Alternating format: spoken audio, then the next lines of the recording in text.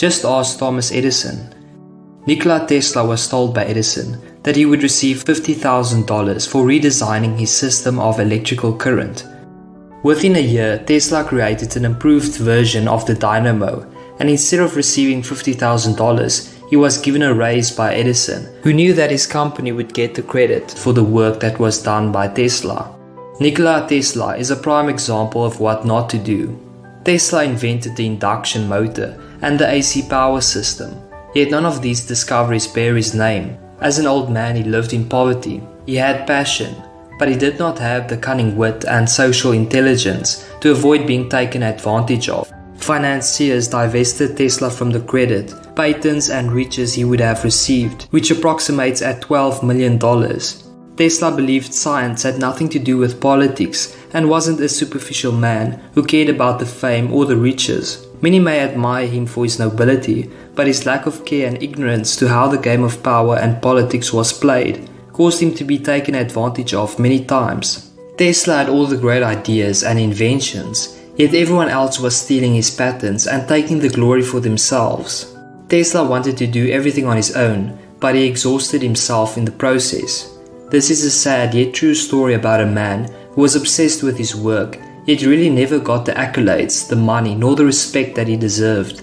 Edison, on the other hand, saw the need to hire the best in the field to do work that he himself would take credit for. This is a cautionary lesson. 4 reasons why you should utilize others. The first reason: nobody likes a rundown, burnt out hero. If you insist on doing all the work yourself, then you will never get very far. Hiring someone to do the work for you will give you a godlike quality that others will admire. Take artist Peter Paul Rubens for example. He hired a vast array of outstanding artists to paint canvases, so that when a client would visit Rubens' studio, it appeared to the client that Rubens was working hard on his painting, when in essence the painting was already nearly finished. Learn to take advantage of other people's work to further your own cause. Time is precious and life is short. If you try to do it all on your own, you run yourself ragged, waste energy and burn yourself out. The second reason: there are some skills that you do not possess. Hiring people who possess skills that you yourself lack is probably one of the wisest decisions you can make.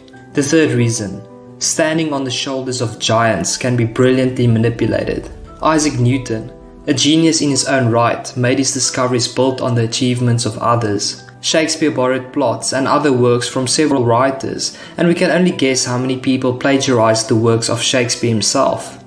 Using the knowledge of the past and creating something new with it makes you a clever borrower.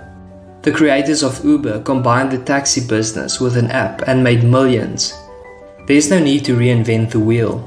But understand, to beat your competition you need an edge. You need to improve on the existing model. You can also use people's experiences. They say we stand on the shoulders of giants.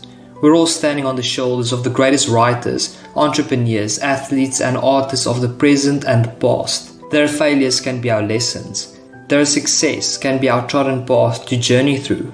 We have a great advantage. We have access to thousands of mentors online, entrepreneurs, athletes giving out free advice in the form of YouTube videos, articles, blogs, etc. We have access to hundreds of books written by great people in the past. You can slog through life, making endless mistakes, wasting time and energy trying to do things from your own experience, or you can use the armies of the past. As Bismarck once said, fools say they learn from experience. I prefer to profit by other people's experience. Here are some recent examples of people who ignored this law. The first one: the inventor of the fidget spinner didn't put a pattern on it. As the inventor of the original fidget spinner, the toy that has quickly become a craze in playgrounds around the world, Catherine Hettinger should be enjoying the high life, but the creator isn't making a penny off her invention.